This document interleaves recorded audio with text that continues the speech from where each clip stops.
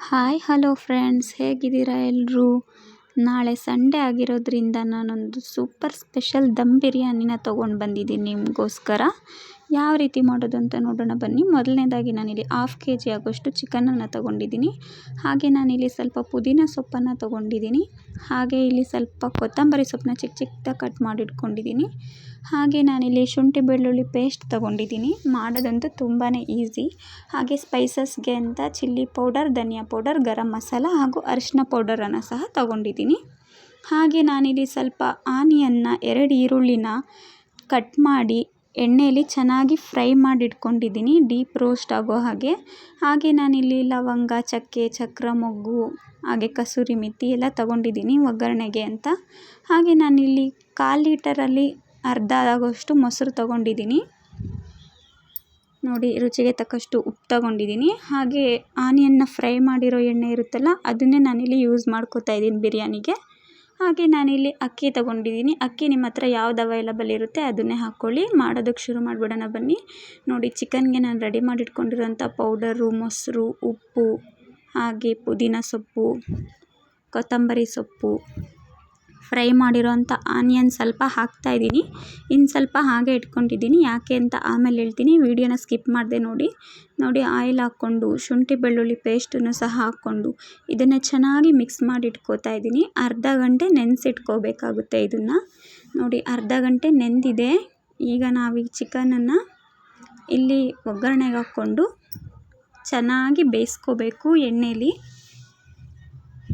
ನೋಡಿ, ನಾನು ಇಟ್ಕೊಂಡಿರೋಂಥ ಮಸಾಲೆ ಐಟಮ್ಸ್ನೆಲ್ಲ ಅಂದರೆ ಚಕ್ಕೆ, ಲವಂಗ ಎಲ್ಲ ಹಾಕಿಬಿಟ್ಟು ಸ್ವಲ್ಪ ಅದು ಫ್ಲೇವರ್ ಬರೋವರೆಗೂ ನಾನಿಲ್ಲಿ ಎಣ್ಣೆಯಲ್ಲಿ ಫ್ರೈ ಮಾಡಿಕೊಂಡು ಈಗ ಅರ್ಧ ಗಂಟೆ ಮ್ಯಾರಿನೇಟ್ ಆಗಿರೋಂಥ ಚಿಕನನ್ನು ನಾನು ಇದಕ್ಕೆ ಹಾಕ್ತಾಯಿದ್ದೀನಿ.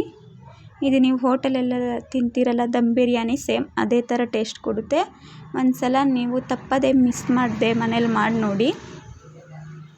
ನೋಡಿ. ಈಗ ನಾನು ಇದನ್ನು ಸ್ವಲ್ಪ ಜೋರಾಗಿ ಉರಿ ಕೊಟ್ಕೊಂಡು ಚೆನ್ನಾಗಿ ಮಿಕ್ಸ್ ಮಾಡ್ತಾಯಿದ್ದೀನಿ. ಈಗ ಫುಲ್ಲು ಸ್ಲೋ ಮಾಡಿಬಿಟ್ಟು ನಾವು ಇದನ್ನು ಬೇಯಿಸ್ಕೋಬೇಕಾಗುತ್ತೆ. ಯಾವುದೇ ರೀತಿ ನೀರನ್ನು ಹಾಕದೆ ಹಾಗೆ ಒಂದು ಸೈಡಲ್ಲಿ ನಾನು ನೀರನ್ನು ಕಾಯೋದಕ್ಕೆ ಇಟ್ಕೊಂಡಿದ್ದೀನಿ, ಅನ್ನ ಮಾಡ್ಕೊಳ್ಳೋದಕ್ಕೆ. ನೋಡಿ, ಚಿಕನ್ನ ನಾವು ಆವಾಗವಾಗ ನೋಡಿಬಿಟ್ಟು ತಿರುಗಿಸ್ಕೋತಾ ಇರಬೇಕು, ಅದು ತಳ ಹಿಡಿದೇ ಇರೋ ಥರ. ನೋಡಿ, ಇಲ್ಲಿ ನೀರು ಚೆನ್ನಾಗಿ ಕಾಯ್ದಿದೆ. ಈಗ ನಾನು ವಾಶ್ ಮಾಡಿ ಇಟ್ಕೊಂಡಿರೋಂಥ ಅಕ್ಕಿನ ಹಾಕ್ಕೋತಾ ಇದ್ದೀನಿ. ಇಲ್ಲಿ ಅಕ್ಕಿ ಸಪ್ರೇಟಾಗಿ, ಅನ್ನ ಸಪ್ರೇಟಾಗಿ ಮಾಡ್ಕೋಬೇಕಾಗುತ್ತೆ, ಚಿಕನನ್ನು ಸಪ್ರೇಟಾಗಿ ಬೇಯಿಸ್ಕೋಬೇಕಾಗುತ್ತೆ.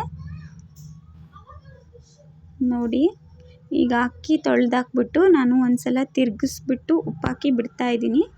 ಈಗ ಚಿಕನ್ ಅನ್ನೋದು ಚೆನ್ನಾಗಿ ಬೆಂದಿದೆ. ನೋಡಿ, ಚೆನ್ನಾಗಿ ಬೆಂದಿದೆ. ನೋಡಿ, ಹಾಗೆ ಅಕ್ಕಿನೂ ಒಂದು ಸೈಡ್ ಇಟ್ಟಿದ್ವಿ, ಅದನ್ನು ಚೆನ್ನಾಗಿ ಬೆಂದಿದೆ. ಇಷ್ಟೇ. ಈಗ ನಾವು ಇದು ಅನ್ನನ ಚೆನ್ನಾಗಿ ಬಸ್ಕೋಬೇಕಾಗುತ್ತೆ, ನೀರೆಲ್ಲ ಇಲ್ಲದೆ ಇರೋ ಥರ. ನೋಡಿ, ತೂತ್ ಬೇಸನಲ್ಲಿ ಹಾಕಿ ಬಸ್ದಿಟ್ಕೊಂಡಿದ್ದೀನಿ. ಹಾಗೆ ಚಿಕನ್ ಬೆಂದಿರೋದನ್ನು ಸ್ವಲ್ಪ ಪ್ಲೇಟಲ್ಲಿ ಸೈಡಲ್ಲಿ ಇಟ್ಕೋತಾ ಇದ್ದೀನಿ. ನೋಡಿ, ಈಗ ನಾವು ಈ ಅನ್ನನ ಅದರೊಳಗಡೆ ಹಾಕಿ ಮಿಕ್ಸ್ ಮಾಡ್ಕೋಬೇಕಾಗುತ್ತೆ. ಒಂದು ಲೇಯರ್ ಅನ್ನನ ಹಾಕ್ತಾಯಿದ್ದೀನಿ.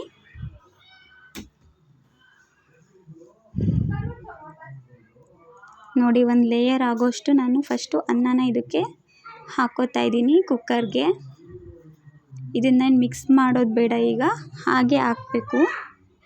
ಹಾಗೆ ಇಲ್ಲಿ ಫ್ರೈ ಮಾಡಿರೋ ಆನಿಯನ್ ಸ್ವಲ್ಪ ಎತ್ತಿಟ್ಕೊಂಡಿದ್ನಲ್ಲ, ಅದನ್ನು ಸಹ ನಾನಿಲ್ಲಿ ಹಾಕ್ತಾಯಿದ್ದೀನಿ.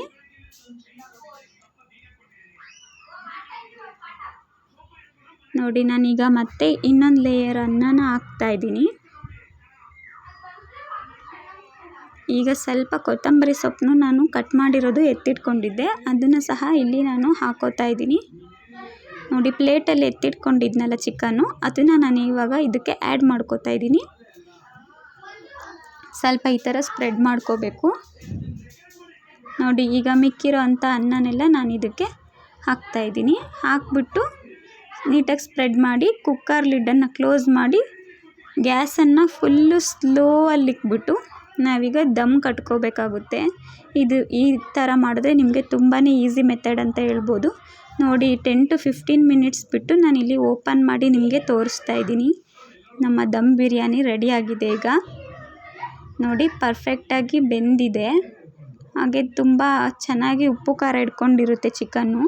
ಈ ರೀತಿ ಮಾಡ್ಕೊಂಡು ತಿಂದರೆ ತುಂಬ ಟೇಸ್ಟಿಯಾಗಿರುತ್ತೆ. ನೀವು ಹೋಟೆಲಲ್ಲಿ ತಿನ್ನೋ ಥರನೇ ಸೇಮ್ ಟೇಸ್ಟ್ ಕೊಡುತ್ತೆ. ಹೈದ್ರಾಬಾದ್ ಬಿರಿಯಾನಿ ಎಲ್ಲ ತಿಂದಿರ್ತೀರಲ್ಲ, ಸೇಮ್ ಅದೇ ಥರ ಇರುತ್ತೆ. ನೀವಿಲ್ಲಿ ಬಾಸುಮತಿ ಅಕ್ಕಿ ಯೂಸ್ ಮಾಡಿದ್ರಂತೂ ನೆಕ್ಸ್ಟ್ ಲೆವೆಲಲ್ಲಿ ಇರುತ್ತೆ ಅಂತಲೇ ಹೇಳ್ಬೋದು. ನಾನು ಮಾಮೂಲಿ ಸೋನಾ ಮಸೂರಿ ಅಕ್ಕಿನೇ ಹಾಕ್ಕೊಂಡಿದ್ದೀನಿ. ನೋಡಿ ಚಿಕನ್ ಬಿರಿಯಾನಿ ಯಾವ ರೀತಿ ಬಂದಿದೆ ಅಂತ. ನೀವು ಒಂದು ಸಲ ಮಾಡಿ ನೋಡಿ, ಖಂಡಿತ ನಿಮ್ಮ ಮನೇಲಿ ಎಲ್ಲರೂ ಇಷ್ಟಪಡ್ತಾರೆ.